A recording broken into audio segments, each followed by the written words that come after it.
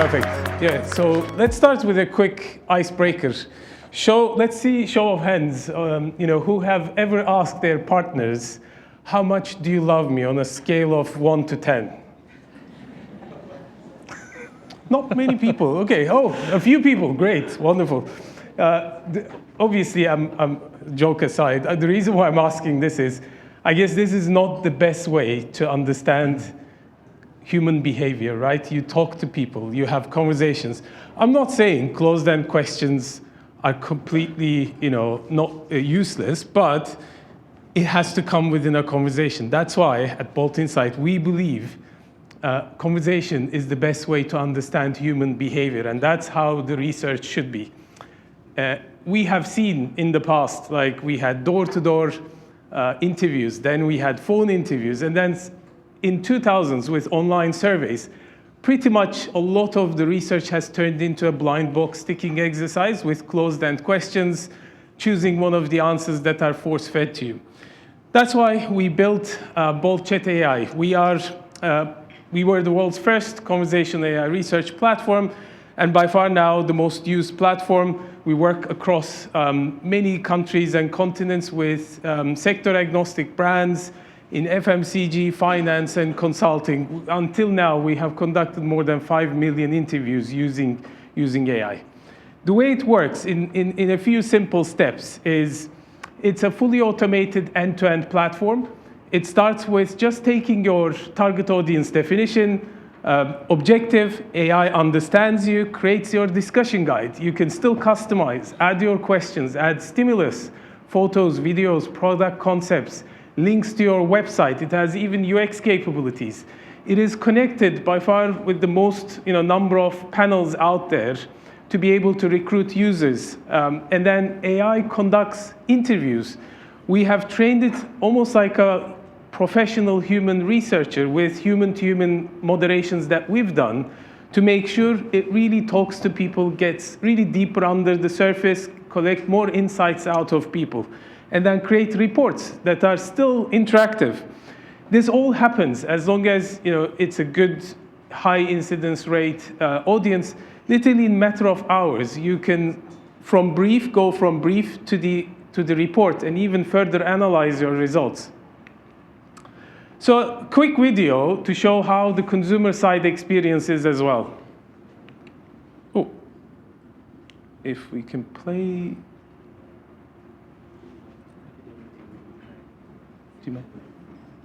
Okay, I'll explain.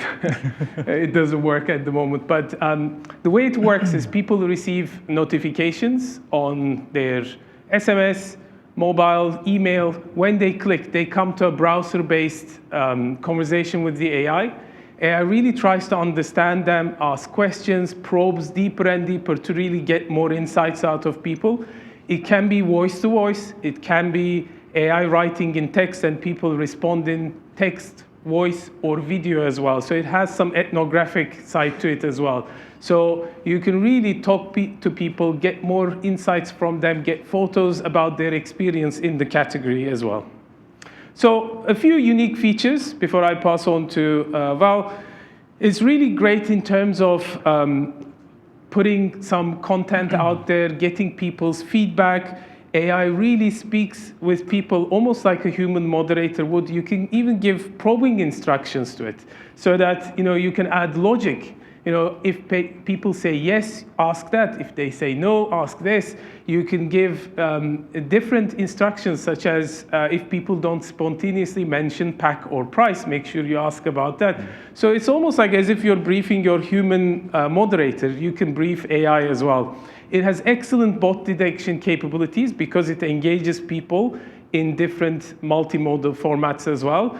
Our system in the background, we have a unique feature where AI is trained to speak to people, but at the same time, it's policed by an AI referee as well. So during those conversations, our AI referee looks into the conversation between the human and the AI moderator to say, look, AI moderator, don't hallucinate, stay on the topic, ask these questions, This answer is not enough. You need to probe deeper.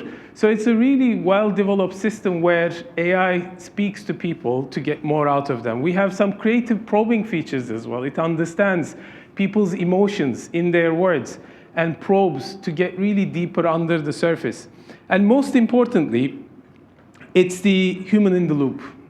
We really value this as well. We have a brilliant tech where we have trained our AI, but we also have expert qualitative senior researchers who looks into your projects, who reads through the reports, who continuously gives feedback to the AI in terms of rating the questions that AI asks and rating the answers that people give, so that AI continues to improve on understanding what is a good question, what is a good answer, what sort of question leads to a better answer as well. Obviously, last couple of slides, like 2 years ago when we were here, we were probably the only one talking about AI and how it is used in conversational research. Now it's getting more and more popular, which is great. I think research is going through a huge transformation at the moment. But at the same time, I think I must make a point around not every AI moderation is the same. So you see 2 examples here. We've been testing a lot of AI moderators. What we've seen is understanding the human, building empathy, and asking the questions in different ways to get more answers out of people is very important. So in this example on the left, what you see is AI is asking a question, and then as human, we give an answer saying, I don't know. Do I have to answer you? And what you see is AI really tries to build empathy with the human and ask questions to get more out of them. Like, which country do you live in? We answer London, and then, oh, maybe you misunderstood. I'm asking about the country. Or it says, give me more details about your job. And I say, do I have to? And then it says, yes, it would really help. Could you please describe some of the key responsibilities or tasks? So this is very important, and you need to differentiate a standard chatbot, AI questioning, versus really proper AI moderation. Our moderator uses techniques like even projective questions, storytelling, personification, to really get more out of people. If it asks somebody a question about what they think, if they say only good, it would ask, tell me more about it. If it's not enough, it might even say, if this was a celebrity, who would it be? Why? If it was an animal, what type of animal would it be? Why? So it really tries to get you to think creatively and get more out of you. It's an excellent tool in many phases of the research, especially early stage exploration.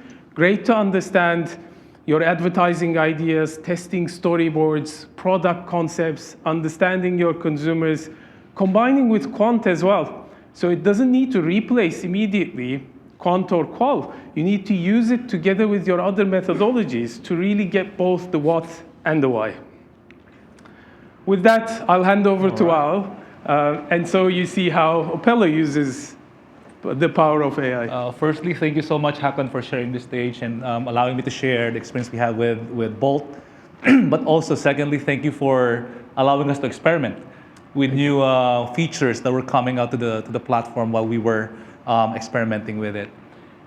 So this particular case study is a case study we've done in Japan, and you'll understand why we chose Japan as the case study for this also. But this is all about understanding where the product innovation opportunities are. Very early stage understanding on where the white spaces are for consumer healthcare. But before that, I'll be remiss. So you're seeing Sanofi, Opella in the logos here. Let me first introduce to you Opella, the new standalone consumer health company from Sanofi. As it spins out of Sanofi in the next couple of months, it will be the 3rd biggest pure-play consumer healthcare company in the world. We have a vision to be the best fast-moving consumer health company in and for the world. And I have my peers here to let the competition go really wild over the next couple of months. One of the things, is there a video? No? Videos. No video? Okay. One of the things that we aspire for as a company is to make self-care as simple as possible. Who's ever been to Japan and have seen the shelf in Japan? So this is a typical self-care shelf in Japan. it's a sea of confusion. It's so many choices. It's very hard to navigate, but at the end of the day, they all work the same to consumers. There's no differentiation at all. And that is the reason why we kind of focus our efforts first to understand how can we break the clutter in Japan and really create meaningful experiences for our consumers. And how we started off with that is really understanding what we have currently. And unlike other pharma companies, we don't have a lot of product experience insights yet. And this is where the new innovation opportunities actually arise. What we wanted to do is really identify how do we drive those differentiations through our next wave of innovations. And underpinning that is really understanding very closely what consumers are looking for in terms of efficacy, experiences, but more importantly, what are those sensorial delighters that we haven't really discovered from before. Overlaid to that also, because we're third, and we have a very, very ambitious target, we want to be a challenger as well.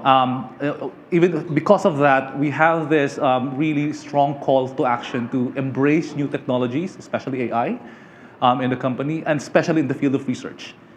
But more than that, also, we wanted to make sure that whatever tools we use, meet all the modern mandatories. It has to be cost-effective, it has to be fast, it has to be flexible as well, right? So these are the things that we need to deliver on top of really understanding how we use emerging technologies. At the end of it, we also need to make sure that we get deeper insights. So it's not just about what you get in a survey, as Hakan said, but it has to be scalable, because these are insights that we will eventually use to build business cases for our innovations. And there seems to be a perfect fit there with BoltChatAI as the solution for this particular challenge that we have in Opella. Okay. If you go back, I am missing a couple of slides. that's very strange. All right. We So- need to. All right. I think we're missing a couple of slides here. I think there's a problem with the slides.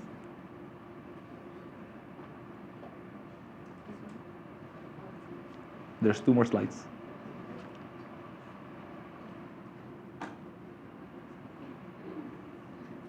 No, Nope. no, it's a PowerPoint. As with technology, everything goes well until it doesn't. So- all right. So let's imagine what we did in there. So there's a couple of things that we did. So as I said, we need to be scalable. We need to be deep as well, right? So as Hakan said, one of the best things that we actually did with this particular research is to do the AI moderation. So we've trained the bot to actually help us get to probing and not just get responses like, this is good, I like red, I like tasty pills. We asked the questions why, and what specifically are they looking for in terms of taste. And we were able to get the granular feedback as well from consumers. The other side of it also is because of the multimodal or flexible tools within the platform, we were able to get also what consumers are actually doing. So we got pictures from them and photos. So it's not enough that they say, I buy this kind of products and this is what I want from a consumer healthcare product, but we actually asked them, can you tell us, give us an example. What are those things that you buy right now currently? And what are you missing? And what's a good example of what you're missing for right now? So we've asked several questions along the lines of, what's your ideal vitamin or supplement? What's your ideal OTC medication for headache, et cetera, et cetera. They gave us products. We've asked them questions also quantitatively, so we have quite a fair bit of understanding already from our market research work done before. And we were able to triangulate all of that as well. So what we have is a very rich landscape of what consumers are actually using right now. And we were able to dispel the myth that in Japan, they only want white, hard, small tablet. Because that's the myth that we have when we entered, when we were spinning off as Opella. And this is basically a pharma heritage also where a lot of the work is being focused on clinical efficacy. So with that also, I think we were able to merge all of the work we've done with Bolt, with other things that we did also in conjunction with this particular piece of research. We've done quantitative implicit association testing also. We've done sensory profiling tests. plus the qualitative feedback from Bolt Chat AI, we were able to create a really strong case for new innovation opportunities for Japan, which fortunately I cannot show to you right now because the slides are not there. More importantly, what I wanted to say is we were able to do all those things in the platform in 5 days.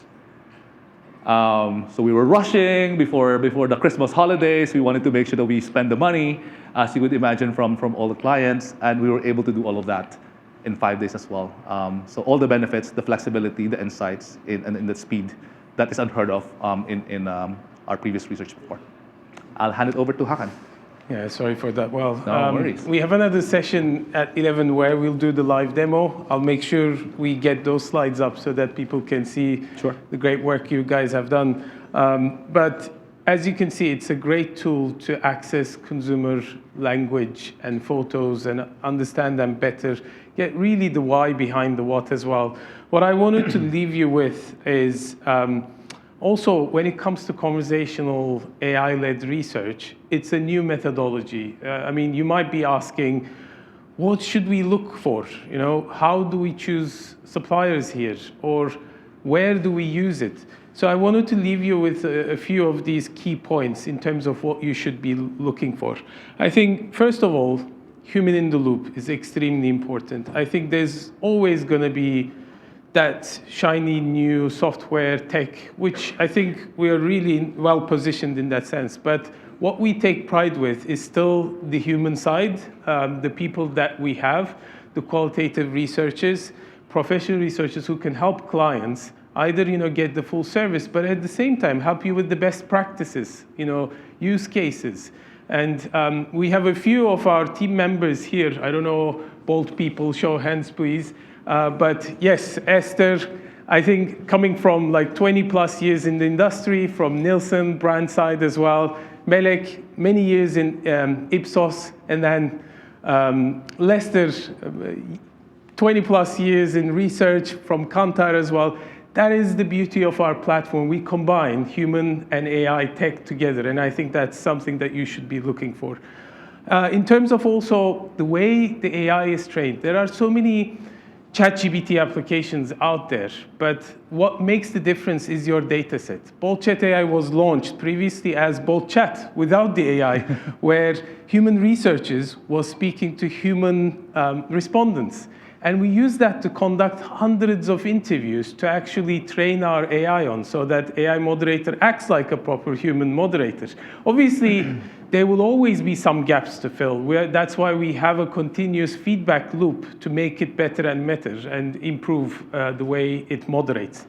That's the ongoing training part. And then the models to avoid hallucinations. Everybody, I think, probably a year or two ago when we said AI, especially with ChatGPT, everybody was scared. Oh, it can hallucinate. Yes, if you give many tasks to AI, it does.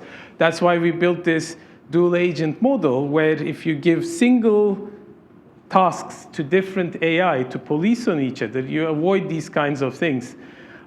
Using expert moderation techniques so that it's not the AI questioning, it is proper moderation, using projectives, storytelling, personification. These are extremely important. We also built like custom moderator styles now. It speaks in different voice, different styles to different audience groups. That's also very important. You can't speak in the same language, same words, same style to different groups. Like Gen Z is very different to seniors, for example. So you need to take that into consideration. Recruiting manual participants. We don't only have connection to panels, but you can use it for manual recruitment as well. So you can use the platform, create a project, take a link, and actually attach that to even a social media post or to your CRM email database to really connect to your people in many different flexible ways. And the tool works in more than 50 plus countries. So do more research, do more with less. That's our motto, I think. In the past, with traditional research, which is still important to sometimes understand things better and get deeper with really good human moderators. But at the same time, tools like this gives you scale so that you don't only test in one market. If some of you are working in regional or global roles, It gives you the ability to test in everywhere, at speed, at low cost, giving you that scalability.